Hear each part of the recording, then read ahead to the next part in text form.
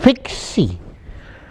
Ya, kalau saya tidak pernah membayangkan bahwa kata fiksi ini ternyata bisa menimbulkan kehebohan kebudayaan secara total di negeri kita ini. Entah ini gejala positif atau gejala negatif, saya nggak tahu. Tetapi pada kenyataan kata fiksi ini telah menghebohkan persada Nusantara zaman now, dan kita beruntung sekali pihak yang melontarkan kata hebat ini, kata heboh itu, kata fiksi, sekarang berkenan meluangkan waktunya yang sangat sibuk untuk bersama kita untuk lebih tahu apa sebenarnya masalah yang ditimbulkan oleh kata fiksi ini. Dan tokoh itu, Anda sudah tahu semua, adalah Profesor Rocky Gerung. Saya tahu beliau nggak suka dibilang profesor, ya, tetapi saya sengaja menggunakannya karena kebetulan saya lama hidup di Jerman. Kemudian di Jerman itu dulu Wina itu masuk Jerman kan, tapi ya kebudayaan jelas masih kebudayaan Jerman, dan kota Wina itu terkenal dengan istilah yang merupakan penghormatan, bukan istilah akademis, tapi penghormatan. Jadi kalau kita menghormati seseorang, selalu sebut itu Herr Profesor, ya. Dan makanya saya sebut sekarang ada Profesor Rocky Gerung, karena saya menghormati Anda. Nah, silakan, moga-moga insya Allah Anda berkenan memberi penjelasan tentang pertanyaan saya yang rumit tadi, ya, padahal masalahnya tidak rumit, yaitu kenapa kok kata fiksi? Atau pertama saya tanya dulu, betul Anda mengucapkan kata fiksi itu? Ya, saya ucapkan dengan cara saksama dalam tempo singkat-singkatnya, lalu bikin heboh panjang. Dalam yang singkat-singkatnya dan menimbulkan dampak yang sepanjang-panjangnya. Okay. Bagaimana riwayatnya gitu? Tolong Anda ulang semua. Iya, kita seringkali kehilangan sebut aja kehilangan keseriusan untuk membahas sesuatu karena dibelenggu oleh semacam tuntunan palsu bahwa kata itu terikat pada kamus. Jadi saya ingin kata itu dikembangkan supaya kita bisa dapat energi positifnya tuh. Dan kebetulan pada waktu saya menyebutkan kata itu, fiksi itu kata yang dihina sebetulnya, dilecehkan oleh politisi.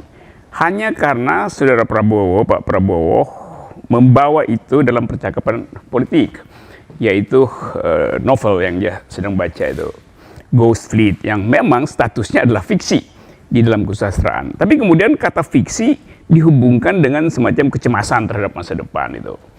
Jadi saya justru mau balikkan bahwa fiksi itu justru mengandung energi untuk menghidupkan masa depan itu. Jadi itu problemnya tuh. Nah, dunia ini kan ada dua energi yang menghidupkan dunia itu. Satu adalah energi fiksi, dua energi humor itu. Oh. Jadi tanpa fiksi dan humor, dunia ini cuma sekedar hukum fisika tuh. Wow. Jadi kita di bawah sebetulnya. Terima kasih sekali kalau Anda mengangkat humor setara dengan fiksi. Ya, itu kenapa Anda memilih humor itu? Karena kebetulan Anda waktu itu berbeda kesempatan bagi kami undang Anda untuk menjadi pembicara pada satu seminar humor. Iya, dan pernah. Anda mau datang, itu bukan main. Nah, monggo. Kenapa Anda menyetarakan fiksi dengan humor? Energi bumi ini kan energi yang diatur oleh hukum fisika tuh. Dan itu standar. Tapi ada hukum lain yang membuat kita hidup, bukan sekedar benda mati tuh, yaitu fiksi dan humor. Bayangkan kalau nggak ada fiksi, nggak ada humor, kita statusnya sama seperti meja, batu, menggeletak begitu aja tuh. Jadi fiksi itu yuntoh humor menghidupkan manusia tuh. Nah, jadi dalam latar belakang itu tuh saya terangkan Lalu saya berupaya untuk radikalisasi konsep itu. Seperti biasa kalau ada konsep, Radikalisasi dalam arti positif kan? ya dalam arti positif, kita mau tarik itu ke ujung-ujungnya untuk tahu fungsi dari fiksi itu. Maka saya ambil contoh kitab suci waktu itu. Saya bilang kitab suci itu, bahkan kitab suci, mengandung energi fiksional. Karena dalam kitab suci, kita dimungkinkan untuk membayangkan akhirat. Membayangkan yang belum. Jadi saya sebutkan bahwa bila fiksi itu adalah energi untuk menghasilkan imajinasi, maka kitab suci juga berfungsi sama itu. Menghasilkan imajinasi itu. Jadi sesuatu yang belum saya bawa ke hari ini supaya saya bisa nikmati. Kan saya belum menikmati surga. Karena itu saya nikmati di dalam doa, di dalam ritus. Itu aja sebetulnya. Tetapi Ya, itu sajanya dihilangkan itu gitu. Kan Iya. itu bukan saja, itu sangat luas.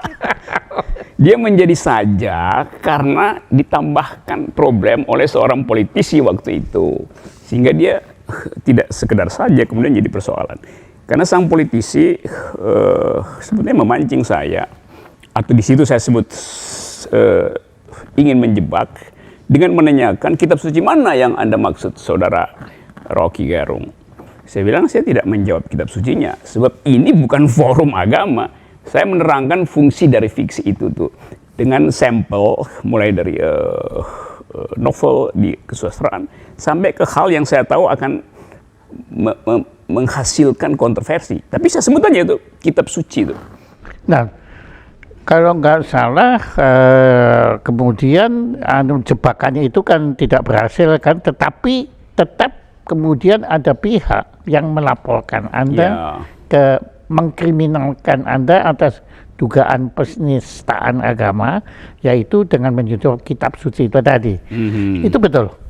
Iya, dilaporkan. Nah, kalau saya Sudah dilaporkan. dan Anda sudah dipanggil? Belum. Tapi Saksi-saksinya sudah mulai diperiksa. oh sudah. Iya. Oh, pakai saksi sekarang. Iya, pasti karena si pelapor kan mesti bawa saksinya tuh. Oh. Paling nggak saksi pelapornya atau Iya, tapi sudah dipanggil juga. ya saya baca di koran sudah dipanggil. Dan rencana kapan Anda dipanggil belum tahu. Saya nggak tahu, tapi saya berharap jangan sampai itu jadi kasus absurd memanggil. Iya. Tapi Anda kata terjadi pun ya, Anda akan menikmati juga saya. Begini, pertanyaan saya, apabila nanti Anda, ini apabila apabila Anda dipanggil, apakah Anda akan memberi penjelasan seperti itu?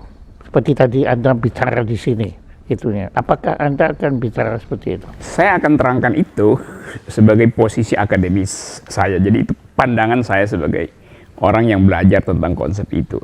Tapi mungkin kesulitan bagi penyidik atau si penyelidik untuk membuat kalimatnya tuh. Kan memang itu kalimat akademis, fiksi itu. Filosofis. Jadi itu yang saya bayangkan kesulitan polisi untuk membuat BAP. Terus terang itu yang juga saya khawatir. Ya, ada dua kemungkinan. Beliau akan mengakui kalau nggak mengerti. Tapi yang repot kalau beliau mengakui mengerti, kemudian menafsirkannya dengan manusia, wah itu dampaknya bisa memperparah sesuatu yang sebetulnya tidak parah itu sebetulnya. Jadi ini sudah masuk humor nanti itu. Atau horor sebetulnya. Bisa berubah jadi horor nih kalau humornya salah dipahami. Karena kenapa saya tanya begitu?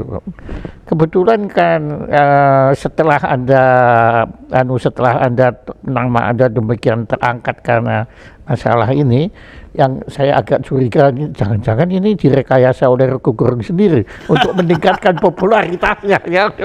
Tapi begini, ada satu hal yang saya perhatikan pada Anda kan melakukan perang Twitter kan, dengan para kecebongis itu kan, itu saya perhatikan di situ Anda itu sengaja semacam membodohkan diri Anda sendiri loh di situ. Yang saya khawatirkan Anda menciptakan perangkap-perangkap yang kemudian Anda seperti kucing yang mainin tikus di situ loh. Ini cuman kecerdasan yang bisa nangkap gimmick di dalam Twitter itu. Sebetulnya enggak, itu awalnya kan saya diserbu terus. Iya.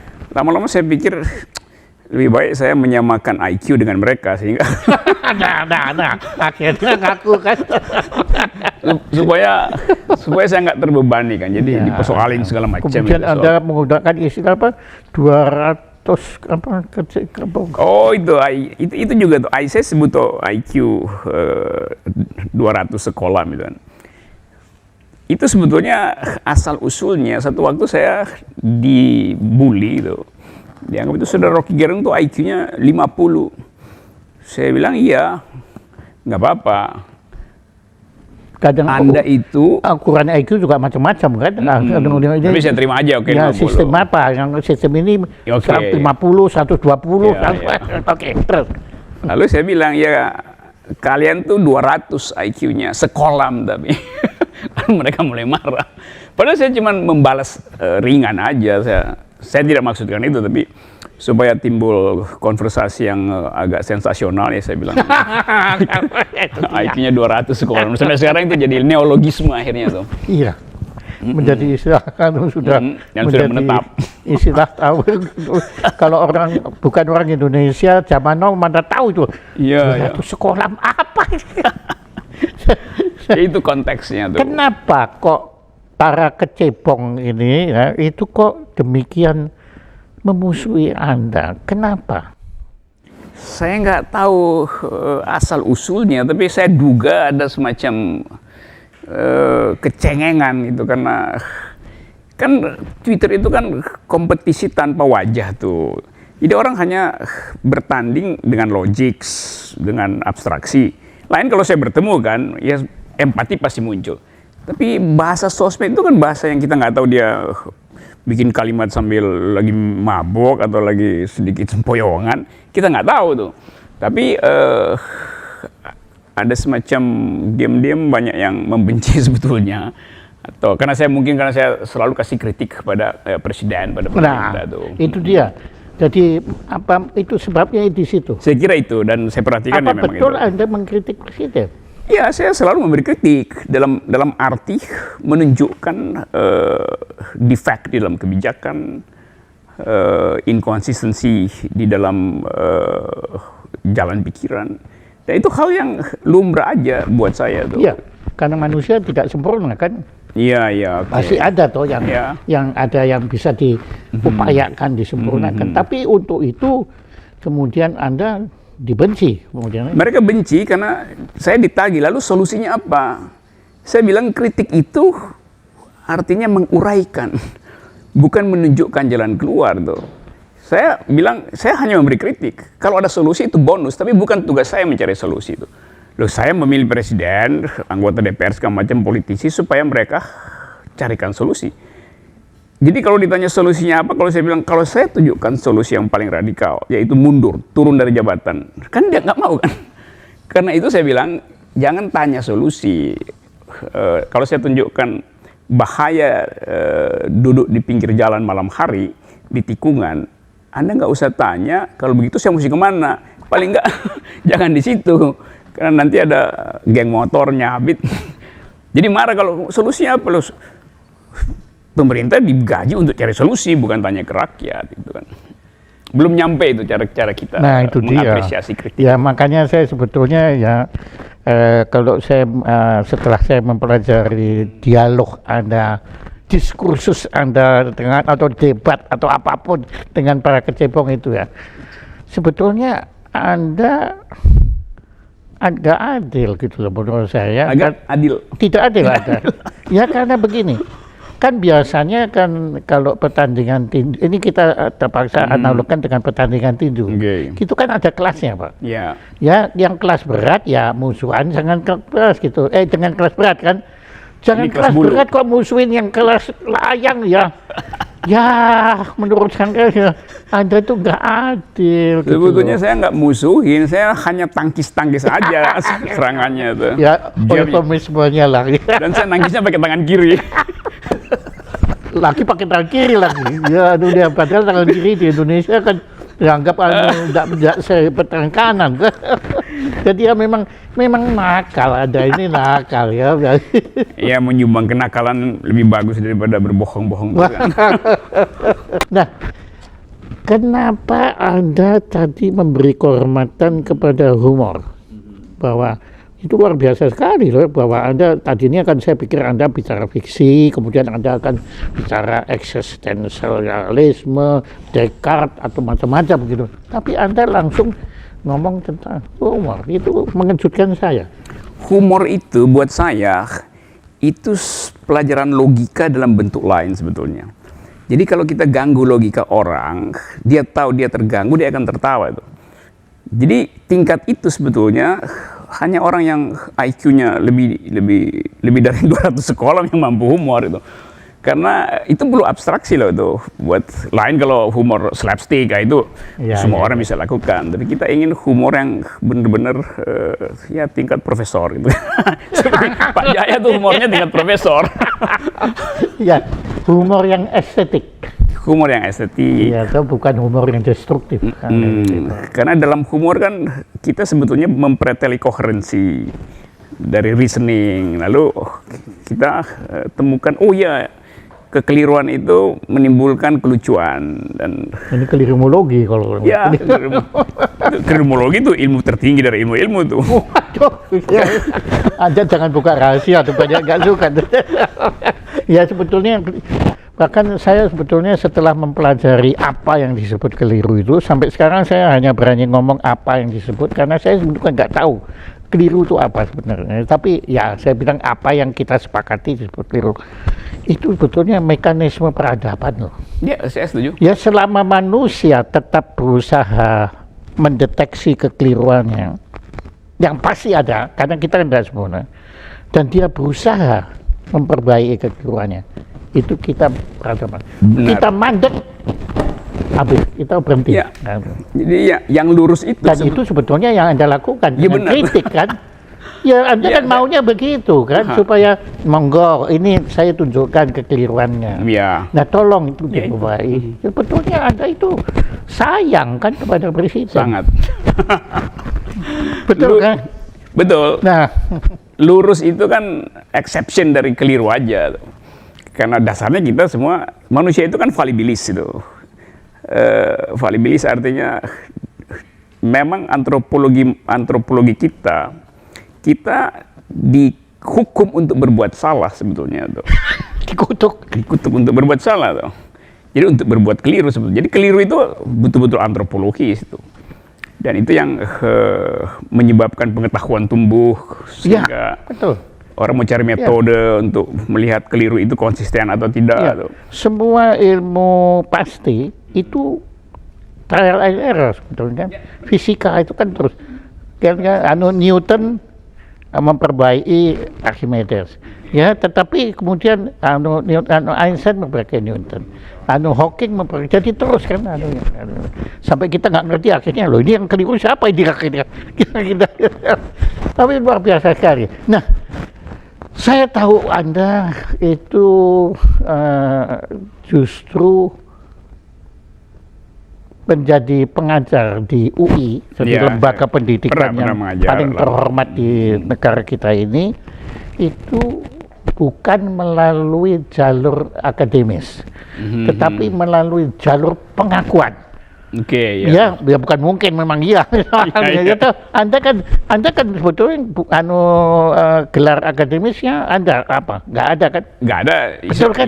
Ya. Tapi Anda adalah contoh bahwa apa yang dinamakan ilmu itu bukan semua akademis, tapi dari orang yang ngelakoni, dan Anda ini yang ngelakoni kan di situ. Tapi kenapa Anda kemudian bisa menemukan atau menyadari bahwa di atas semua ilmu sebetulnya yang paling tinggi itu filsafat? Itu bagaimana riwayatnya secara personal? Evolusi kecendekiawan Anda itu. Saya pernah belajar di Fakultas Teknik, di teknik, ekonomi, hukum juga, politik internasional. Saya hobi matematik justru. Hobinya fisika, matematik, tapi sekolahnya teknik. Tapi kemudian hukum, saya masuk filosofi. Kalau kita belajar matematik, kita berupaya untuk mengamankan kepastian. mengamankan. Ya, supaya kita kontrol semua variabel supaya keren itu. Itu mengamankan itu istilah yang keren banget itu. Ya. Jadi Anda tahu kalau di situ nggak aman. apalagi statistik kan itu sangat nggak aman. How to lie with statistic. Yep. Nah, filsafat itu menguji kemungkinan sehingga kita selalu terbuka untuk melihat yang belum, the not yet. Itu yang membuat saya merasa lebih hidup atau lebih terangsang untuk belajar filosofi itu. Itu aja dasarnya tuh. Tapi Anda mempelajarinya secara otodidak? Lebih banyak otodidak sebetulnya. Saya baca sendiri aja tuh. Saya menyelesaikan studi, tapi saya nggak pernah ambil ijazah. Karena bagi saya ijazah itu tanda seseorang pernah sekolah, bukan tanda dia pernah berpikir gitu. Jahat lagi. Jadi waktu saya masuk UI, saya diminta mengajar ya. Nggak dikriminalisir karena penistaan akademik. Oke, jahat. Iya, jadi saya sebetulnya UI Departemen Filsafat perlu pengajar karena kekurangan, lalu minta tolong saya, lalu saya iyain. Saya bilang oke, saya ngajar. Ya, kalau UI sampai minta Anda, ya itu faktanya. Kan ya padahal kan banyak tuh orang lain yang punya ijazah tadi kan yang sudah pernah pernah belajar tapi belum berpikir kan banyak kan. Ya, tapi kenapa kok Anda yang ditarik? Saya nggak tahu tuh, saya mungkin ada Ibu Tuti Herati, Profesor Tuti Herati itu dia ingin saya mengajar di situ, tapi saya bilang saya nggak punya jasa sebetulnya. Jadi waktu UI minta, saya bilang saya nggak punya. Ada, tapi malah saya cari itu di mana, cari aja di arsip. Maka saya mengajar 15 tahun di situ dengan perjanjian saya nggak mau dibayar. Oh, ya karena ya saya selalu bilang saya nggak miskin gitu, jadi saya nggak. Tapi betul Anda nggak miskin? Betul, saya ya bercukup lah, tapi saya tidak perlu dibayar. Sehingga saya nggak terikat dengan UI sebetulnya. Tapi juga gajinya juga kecil kan? Iya, juga kecil tuh. Kalau gede mungkin Anda mau ya? Ya, kalau sekarang mungkin saya sewa akuntan dulu. Jadi karena ada kegembiraan mengajar, ya udah keterusan. Kegembiraan? Ya, mengajar itu. Oh, Anda bahkan menggunakan istilah bukan kebahagiaan, tapi kegembiraan ya. Bagus kan? Iya, iya. Bagus. Keterusan 15 tahun. Dan saya pikir udah cukup lah. Dan Anda menikmati? Karena di dalam kelas kan selalu ada dialektika. Jadi Anda bukan cara Anda mengajar bukan indoktrinatif? Enggak, saya justru mendialektisir itu persoalan. Di Socrates? Ya, itu metode awal dari filosofi adalah maiotic attack, membongkar. Menurut Anda Socrates itu pernah hidup apa enggak sih sebetulnya? Kalau Plato oke, saya yakin. Ya, tapi kalau Socrates itu? Kalau Plato, Pak Jaya yakin hidup, kita mesti percaya kesaksian Plato bahwa Socrates gurunya juga hidup itu. Logikanya begitu. Ya. Tolong jangan saya nanti bilang IQ saya. Oke. Ya. Karena ya. Tapi ya sama sebetulnya ya, kalau kita samakan Socrates dengan Yesus, Yesus juga nggak pernah menulis kan, dia kan yang menulis murid-muridnya kan, situ. Oke, nah kembali lagi dalam Anda menelusuri ilmu filsafat yang terus terang itu kan filsafat Barat kan, yang kita Barat, yang makanya saya kan sampai merasa perlu menyelenggarakan simposium filsafat Indonesia betulnya untuk mencari filsafat kita sendiri. Karena ya terus terang cara berpikir Plato dengan sampai kemudian Sartre dan lain kan mereka dibentuk oleh lingkungan kebudayaan dan peradaban mereka. Kepada Indonesia kan beda kan. Tapi waktu itu saya minta Anda jadi pembicara, Anda menganggap ini apa? Enggak, saya lagi pergi keluar. Lagi nggak ada waktu itu. Ya, saya dapat undangan itu. Iya, betulnya sangat kita harapkan situ. Tapi ya oke, tapi Anda sudah menembus dosa Anda waktu di ruangan ini Anda bicara. Seminar humor ya. Seminar. Kembali lagi. Waktu Anda mempelajari itu semua, apa yang paling menarik bagi Anda setelah ya mulai dari Thales dan kemudian Pythagoras sampai kemudian Bertrand Russell, kemudian ya sampai yang ke masa kini, apa yang Anda atau apa yang paling mantap yang mana gitu? Saya tertarik dari awal sebetulnya bidang yang disebut epistemologi itu. Oh, jadi tentang filsafat ilmu. Ya, filsafat ilmu. Dan itu mengandaikan kita mengerti metafisika, lalu kita mengerti tentang suasana akademis ketika filosofi dibuat di Yunani awal. Dan sering orang lupa bahwa sebetulnya filosofi itu datang belakangan setelah ada demokrasi itu. Jadi demokrasi Athena lebih tua dari filsafatnya sebetulnya itu. Sehingga demokrasi itu jadi objek pemikiran filosofi tentang kebebasan berpikir, tentang apa itu substansi. Jadi itu genealoginya. Dikatakan demokrasi ini menggugah manusia untuk berpikir kan? Nah itu yang nggak terjadi misalnya dalam culture kita nggak pernah ada semacam suasana demokratis di dalam sistem kerajaan lama kita kan tidak demokratis tuh, sehingga filsafat ya pasti nggak bisa tumbuh. Yang tumbuh adalah feodalisme. Belakangan kita berupaya untuk cari semacam core ideas dari filsafat Nusantara atau Indonesia. Pasti ada, tapi itu sangat jauh dalam pengertian belum ya, bukan dalam pengertian rendah. Jauh nilai, bukan nilai ya. Jadi jauh dari tradisi metodologi di dalam pemikiran Yunani. Atau beda ya, mungkin lebih tepat beda. Sama sebetulnya sistem musik Barat, klasik Barat ya, dengan sistem musik kita kan beda sekali kan. Pentatoniknya, ini septatonik, udah belum nanti udah 12 nada, itu kan beda semua. Ya mungkin itu. Ya, jadi memang dan terus terang kan musik kita kan belum diilmukan. Ya kalau musik barat kan sudah kemudian terbentuk ilmunya. Nah itu juga yang bikin mungkin orang kerepotan, sebab jari orang Indonesia kan nggak sepanjang jari orang Barat untuk ambil 7 oktav misalnya tuh kan. Jadi tapi nggak ada orang Barat 7 oktav. 5 oktav. Nggak juga. Paling-paling desim. Oke. Sehingga tapi musik kan bukan cuma main piano, Pak. Ya, itu yang radikal. Iya kan. Oke, menarik sekali. Nah, kalau kita kembali ke ini, jadi menurut saya tokoh epistemologi yang paling Anda yang sukai siapa? Semua filsuf sebetulnya punya epistemologinya sendiri. Karena epistemologi itu bukan satu cabang, kemudian disebut cabang, tapi di dalam setiap filsafat ada jejak epistemologi masing-masing. Nietzsche punya epistemologinya sendiri itu. Foucault punya epistemologinya sendiri itu. Tapi semua mereka tiba pada satu big question mark itu. Apa yang hendak diteruskan setelah pikiran itu dianggap menetap?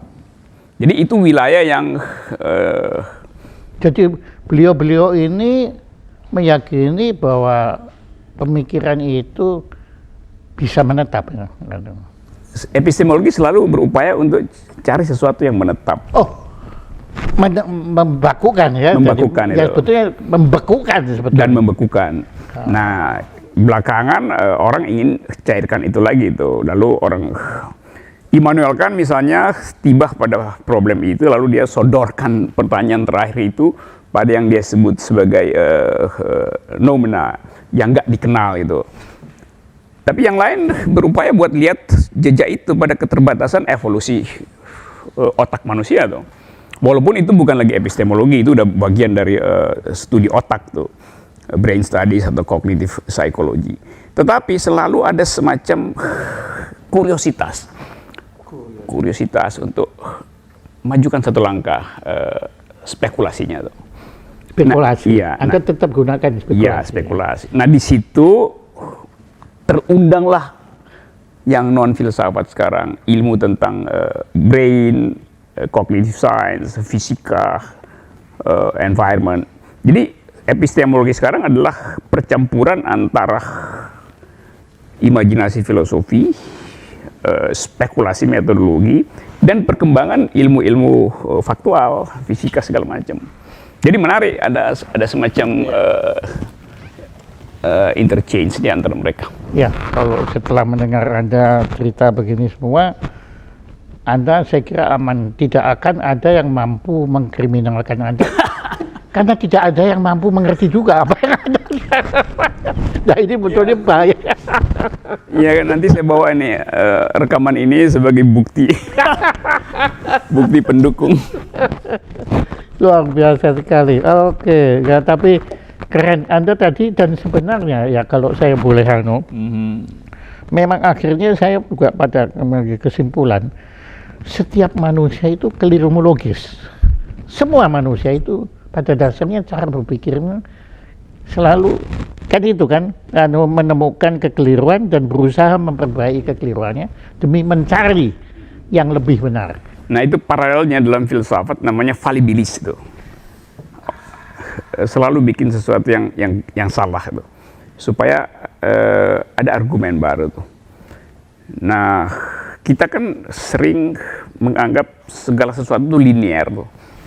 Nah, saya selalu menghindar itu. Saya bayangkan misalnya jadi begini, Anda cara berpikir Anda fraktal. Fraktal, oke, tapi sebetulnya lebih ekologis. Ekologis, wah. Begini nih, artinya gimana? Kalau misalnya saya nanti kecebong ikut ini. Kalau saya mana lebih bermutu sebagai satu permainan pikiran, menangkap bola baseball atau menangkap layang-layang tuh. Kalau saya menangkap baseball, saya bisa antisipasi geraknya, jatuhnya di mana. Saya bisa mengira-ngira tuh sudut elevasinya berapa, gravitasinya berapa, gesekan udara berapa, sehingga saya bisa atur langkah saya. Saya dapat. Tapi kalau menangkap layang-layang, itu nggak ada dalilnya tuh, Pak Jaya tuh. Kita mesti pakai seluruh sistem intuisi kita, sekaligus bikin kalkulasi, sekaligus bergembira. Bergembira. Menangkap layang-layang itu kegiatan yang menggembira. Nah di situ saya merasa mestinya kita hidup dengan filosofi, mari menangkap layang-layang tuh. Walaupun nggak dapat, tapi kita tetap gembira. Tapi ya ada kelebihan menangkap baseball, honornya tinggi Pak. Iya dapat piala. Tapi ya, kayak anak-anak kan. Berulang kali Anda menggunakan istilah bergembira ya. Ya. Kenapa ya? Iya ya. Anda baru sadar juga. Gembira ya. Ya, tapi lain, Anda sebetulnya kayak Yesus Kristus sebetulnya kan, mengajak kita bergembira juga dalam hidup ini kan. Ada istilah lain bersukaria atau itu bahasa Lawi ya. Bersukaria. Kalau dalam Nasrani kan bersukaria. Bersukaria, bersenang ya, terlalu teknis istilah bersenang-senang tuh. Bergembira tuh ada dimensi batinnya tuh. Ya bergembira, jadi dihidupkan dari dalam. Kira-kira. Jangan-jangan Anda betulnya dalam lubuk sanubari Anda itu sedih. Sedih. Betul nggak? Iya itu. Kita mesti anggap begitu dan kan itu trade off kan. Kalau kita bergembira artinya kita ingin atasi kita kan ya ada upaya untuk menutupi kesedihan itu, menghilangkan atau ya pura-pura gembira atau macam-macam kan. Tapi orang suka anggap sedih itu adalah lawan gembira. Sebetulnya bukan, dia tidak berlawanan. Dia dua fakultas yang ada di dalam diri orang yang dibekalkan oleh alam supaya kita nggak terlalu percaya diri sehingga kehilangan kontrol, tidak juga terlalu sedih sehingga kita putus asa. Jadi itu dua kegiatan yang ya fit and proper untuk masa depan sebetulnya. Seperti yang ya itu satu paket kan, sedih dan gembira tuh. Anda pelajari juga setelah Anda filsafat Barat, Anda pelajari nggak Tao?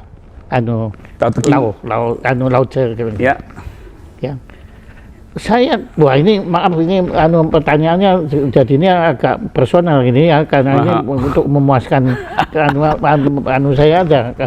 Saya kok merasakan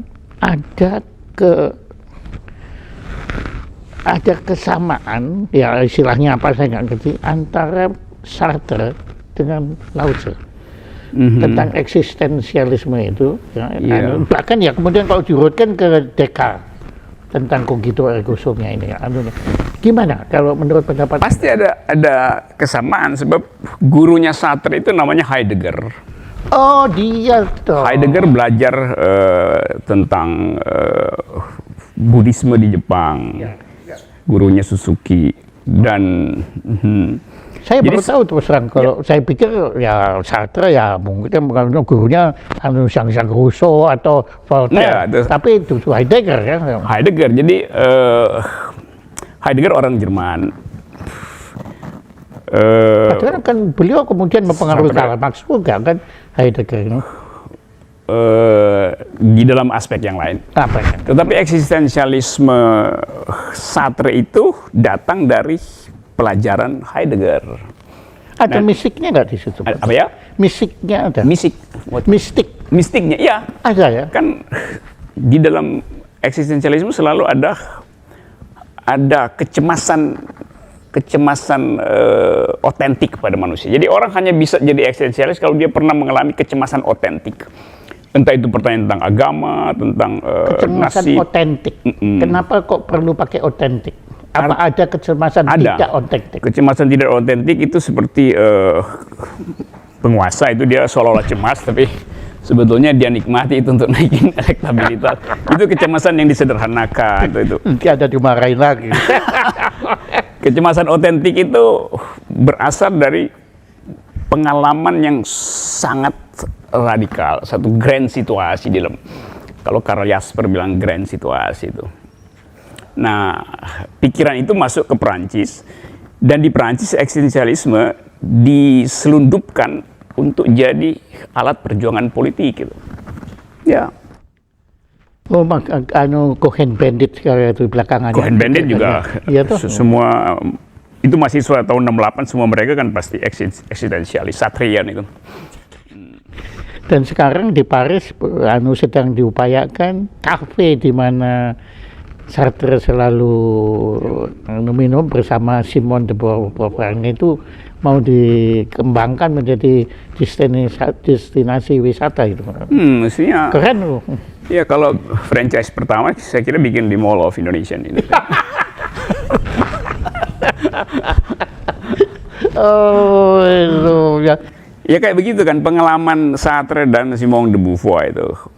Pengalaman romantisme yang dibungkus dengan intelektualitas yang kuat, dengan konsekuensi pada institusi-institusi sosial, soal perkawinan lah, soal arah politik.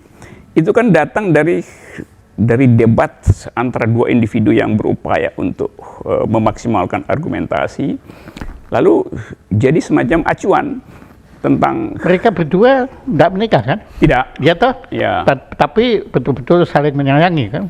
Iya, karena ada semacam pengertian bersama bahwa pernikahan itu adalah institusi kapitalistik gitu. Jadi ada eksploitasi di situ. Kalau saya boleh perkuat ya, kalau itu masih lumayan. Pernikahan ada the worst invention of mankind. Saya mungkin rumuskan begini. Pernikahan itu bagus sebagai fiksi, buruk sebagai fakta. Buruk setelah jadi fakta. Aduh, nanti kalau dilanjutkan nanti saya kena itu. Nanti makin royal itu sudahlah mereka sudah cukup bingung dengan Prancis, jangan kemudian dicampur. Aduh, berbahaya loh gila ya.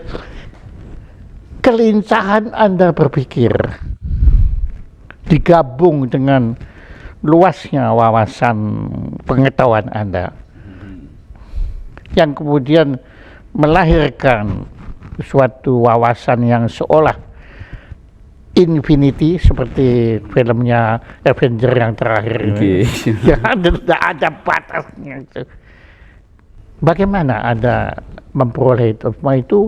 Apakah itu anugerah atau itu satu proses yang pembelajaran Anda? Saya tidak terlalu memberi poin pada soal anugerah itu, karena anugerah itu semacam ujung bonus kalau Kalau orang nggak bisa jelasin sesuatu, dia sebut aja anugerah itu. Duduk. Jadi Ya. harus ada upaya untuk terus bertanya dengan diri sendiri kan. Anda selalu bertanya kepada Iya, ya. Mimpi pun saya bertanya. Anda bisa mengingat apa yang Anda mimpikan? Saya nggak bisa ingat, tapi saya bisa bedain mana mimpi yang berwarna, mana yang hitam putih. Yang hitam putih lebih mudah membekas itu. Jadi kalau saya berupaya mengingat, saya mesti bikin dia hitam putih dulu tuh. Iya, ada Tapi ada merekayasa juga ya. Mimpinya mesti. Ya, karena saya supaya terus terang saya itu kontrasnya lihat. susah sekali mengingat kalau saya mimpi, tapi saya takut kalau nggak mengaku bahasanya mimpi. Kan hanya orang, Sigmund Freud kan bilang hanya orang gila yang tidak bermimpi. Wah, saya takut. Padahal saya sebetulnya nggak pernah. Pak Jaya coba mulai nanti malam tuh bayangkan mimpi yang hitam putih itu pasti ada bekasnya tuh. Nggak keluar juga. Mau hitam putih, mau multicolor atau color apa nggak keluar itu kan. Karena Ada. saya menganggap ya kalau saya lebih cenderung ya percaya kepada itu teori mimpinya Sigmund Freud yang bahwa itu kan semua kan cuma kemauan kita yang terpendam ya. Ya itu energi it yang ingin keluar tapi ditahan oleh superego. Ya itu kan katanya Sigmund Freud. Oke, nah kemudian kalau Anda lihat sekarang Anda kembali lagi ke kasus yang Anda hadapi itu ya, yang saya Anda sudah tahu, saya juga pernah menulis tentang itu dan saya mengharap bahwa semua ini akan terselesaikan dengan baik ya, dan kalau bisa bahkan terselesaikan dalam suasana kegembiraan yang demikian Anda dambakan, sebab ya kalau kita bisa terima itu sebagai sesuatu kegembiraan kan indah sebetulnya ya, bahwa ya oke lah tentunya Anda tuh ngomong begitu itu tidak ada niat buruk di situ, yang penting kan niatnya situ, cuma kan susahnya kan tafsir itu yang membuat kita. Nah sebenarnya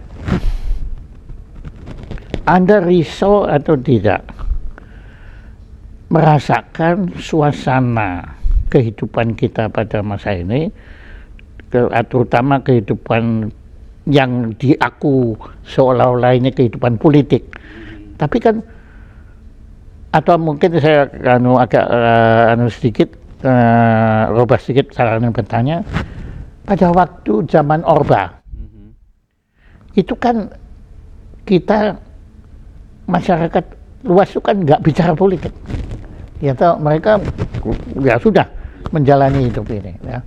Kemudian datang reformasi yang terus terang juga saya dambakan ya, tapi setelah reformasi saya melihat apa sih sekarang ini, apa untungnya, maksudnya untuk rakyat ya.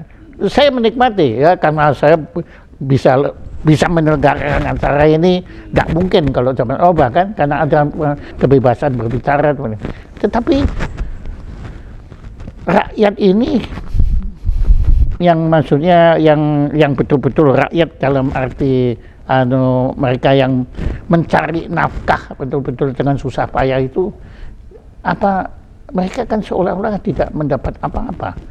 Bahkan mulai banyak yang terutama dalam pada kalau pemilu mereka menyatakan saya nggak mau milih lagi sebab memilih percuma, karena semua apapun yang dilakukan oleh pemimpin kita tidak dirasakan nikmatnya oleh rakyat. Itu pandangan Anda gimana sebetulnya, apa yang sedang terjadi di negeri kita? Yang sedang terjadi ada semacam suasana letargi gitu ya, apa namanya, mandek, malas itu. Karena tidak ada sponsor pikiran dari kekuasaan tuh. Sponsor pikiran itu. Nah, semua orang atau suntikan iya, suntikan atau bahkan sugesti, rangsangan. Misalnya soal kita tahu bahwa usia rata-rata pendidikan Indonesia itu cuma 7,5 tahun. Jadi sebetulnya kita nggak pernah lulus SMP Kalau lulus SMP kan mesti 9 tahun kan. Jadi rata-rata kita segitu tuh. Dengan kata lain hampir 85% orang Indonesia itu pendidikannya SMP. Nah, kita ingin supaya pesan konstitusi itu diselenggarakan kan, mencerdaskan kehidupan bangsa. Itu bukan tujuan, itu adalah tugas yang diberikan pada pemerintah. Jadi tugas pemerintah adalah mencerdaskan kehidupan bangsa. Tugas. Tujuannya macam-macam. Jadi sebetulnya ya Kewajiban itu karena ditugaskan konstitusi. Jadi literasi mesti dinaikkan. Nah, saya perhatikan bagian ini selama pemerintahan Pak Jokowi terutama itu ditelantarkan karena ada kesibukan infrastruktur segala macam. Nah, ini menunjukkan bahwa ke depan kita akan defisit lagi IQ nasional. Contoh yang paling sederhana adalah setiap kali presiden ke daerah dia bikin kuis yang terkenal nanya nama ikan itu. Dan itu seperti orang isi multiple choice saja. Ikannya ikan apa? A, B, C, D. Atau kalau nggak bisa dijawab bahkan presiden memberi cue bahwa depannya tuh S ikannya tuh. Ikan sepat misalnya. Jadi dibantu anak itu tuh. Itu tidak menimbulkan kuriositas. Bayangkan misalnya kalau presiden kasih kuis, mengapa ikan tidak bisa naik pohon? Itu kan merangsang si anak untuk berpikir. Sampai di rumah dia akan ajak ibunya diskusi. Sampai di sekolah dia akan tuntut gurunya, terangkan kenapa tidak bisa. Sehingga menimbulkan pembicaraan umum. Nah, presiden tidak melakukan itu.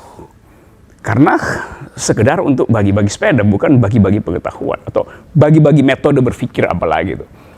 Jadi itu kritik saya pada pemerintah. Sehingga nggak ada gunanya kalau kita APBN kita itu 25% dipakai buat pendidikan, tetapi metodenya adalah multiple choice menjawab, tidak menimbulkan imajinasi, tidak menghasilkan kemampuan membuat interpretasi, sehingga tidak menimbulkan suasana humor. Bisa dikatakan Anda sebetulnya menyetarakan mutu pendidikan kita ini di masa lalu indoktrinatif itu dengan multiple choice ini. Dulu indoktrinatif, sekarang multiple choice.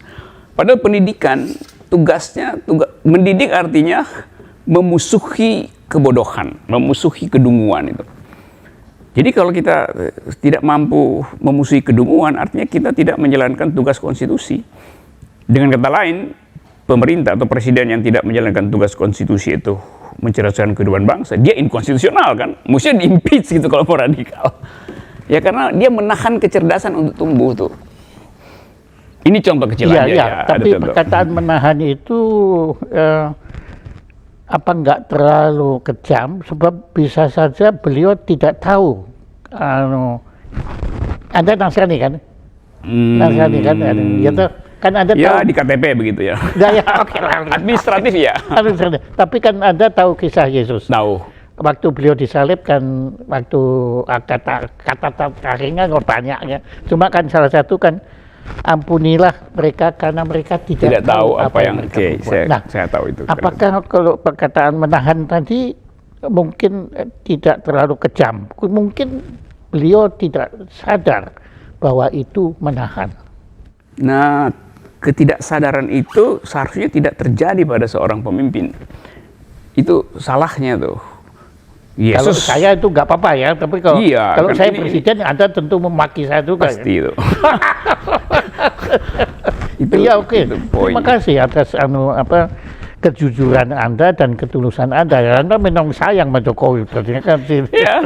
Ya, karena Anda kan seperti ayah yang ingin, atau seperti saudara yang tidak ingin saudara Anda melakukan kesalahan kan, ada di situ, dan Anda memberi itu peringatan, solusinya ya Anda serahkan kepada yang bersangkutan ya.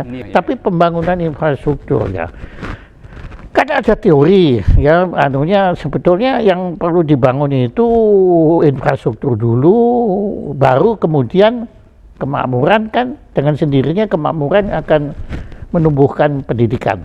Bagaimana? Itu kalau teorinya dibicarakan sebelum kampanye atau sebelum pemilihan presiden kan, waktu dia berjanji kampanye. Kan asumsi kita waktu dia memilih, artinya dia udah hitung konsekuensinya tuh. Karena itu kita tagih bukan berdasarkan keadaan sekarang, tapi berdasarkan janji di dalam nawacita.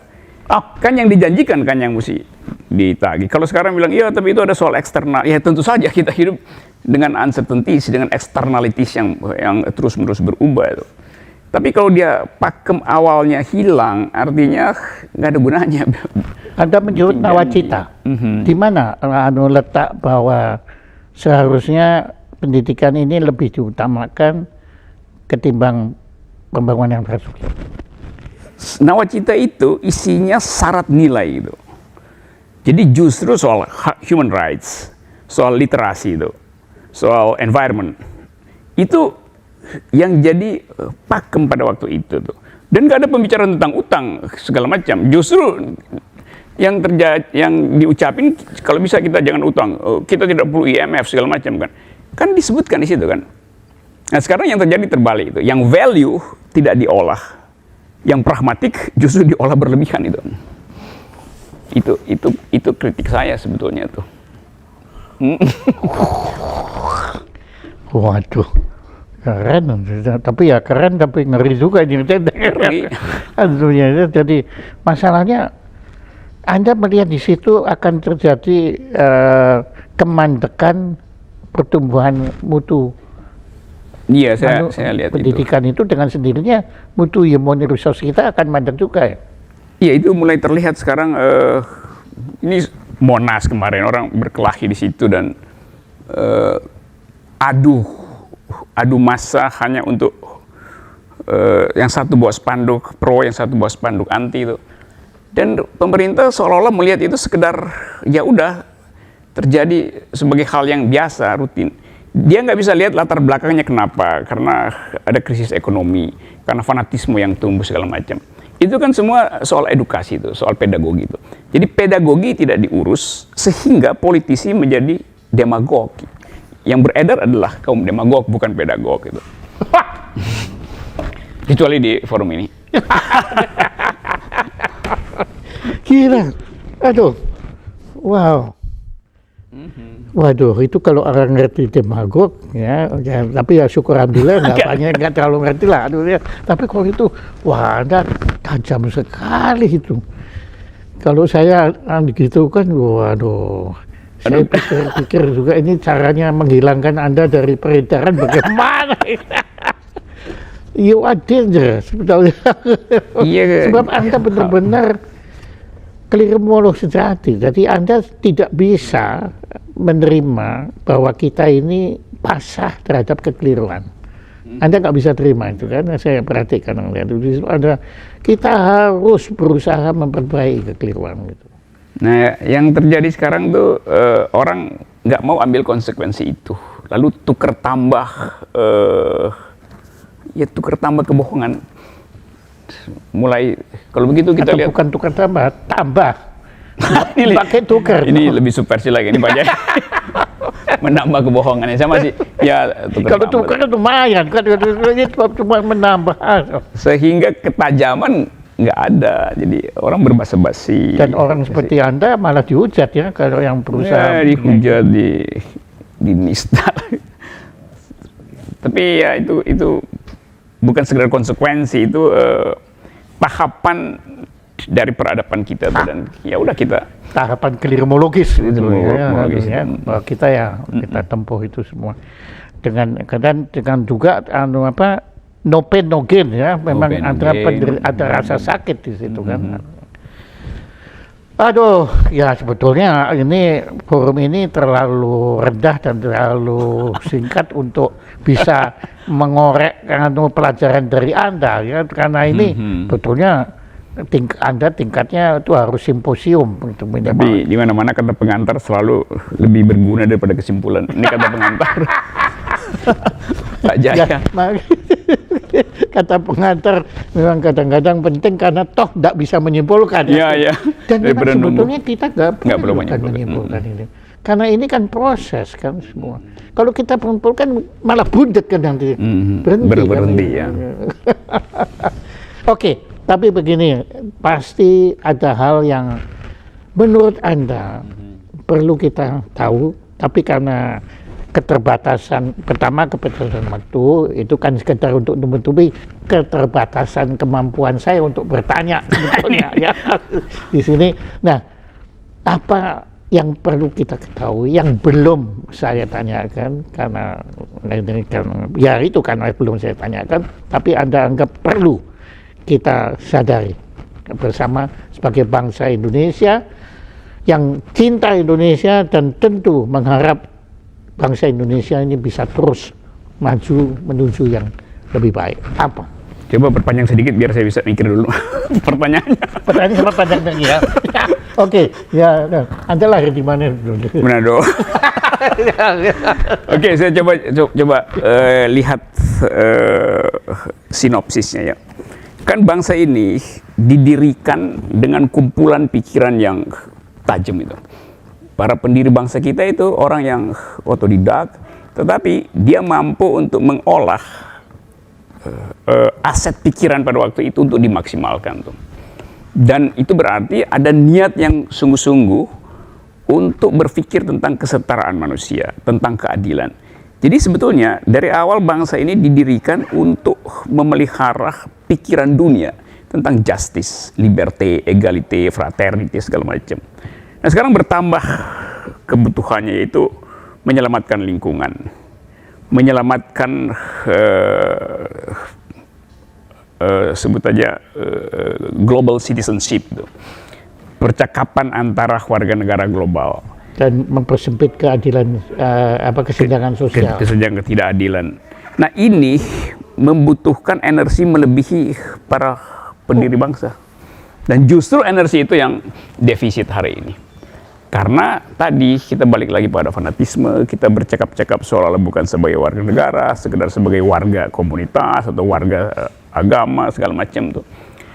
Nah, yang saya perhatikan adalah begitu ada friksi di dalam masyarakat, selalu dicari terjemahan agamanya. Nah, itu bahayanya. Lebih berbahaya lagi, begitu friksi itu mulai terlihat berasap karena gesekan, istana manggil pemuka agama untuk nyelesain itu. Padahal itu problem sosial tuh. Jadi kita dibiasakan untuk cari solusi apapun dengan mengumpulkan pemuka agama. Pemuka agama oke, tapi itu tidak cukup untuk diucapkan dengan wisdom seorang pemuka agama. Perlu ada metode buat lihat bahwa ini problem sosial yang disebabkan oleh kesalahan polisi. Jadi bukan orang nggak bermoral sehingga berkelahi. Di Monas 2 minggu lalu yang orang berebut kupon itu kan orang hanya berpikir itu karena perebutan kupon. Orang nggak hitung dari awal kenapa orang pergi ke situ tuh. Karena ada iming-iming janji politik. Mengapa panitia mengeksploitasi kemiskinan orang untuk dikumpulkan di Monas? Kenapa nggak datangin aja? Kayak dulu kan ada pasar murah di semua kecamatan. Tapi untuk mendapat efek yang spektakular dibikin di Monas. Supaya baju merah semua di situ. Jadi sebetulnya palsu kan. Nah kan pemerintah kan mesti lihat problem itu tuh. Crème de la crème dari persoalan itu bukan sekedar orang saling marah karena senggol-senggolan di situ. Tapi ada polisi yang tidak benar dan ada kepentingan politik yang berupaya untuk memanfaatkan daya beli yang merosot. Itu jahat. Itu diagnosa Anda. Ya. Mohon maaf, walaupun mungkin Anda tidak mau atau tapi terapinya menurut Anda ada nggak sarannya? Terapinya tuh, terapi pertama tentu terapi leadership kan. Oh. Tetapi yang terjadi kita nggak lihat ada leadership, adanya dealership itu. Jadi dealer daripada jadi leader. Nah, kekurangan kita adalah memberitahu bahwa sang pemimpin sebetulnya tidak punya leadership, sehingga public relationnya jadi sangat buruk tuh. Semua pejabat publik di sekeliling istana mengucapkan hal yang saling bertentangan.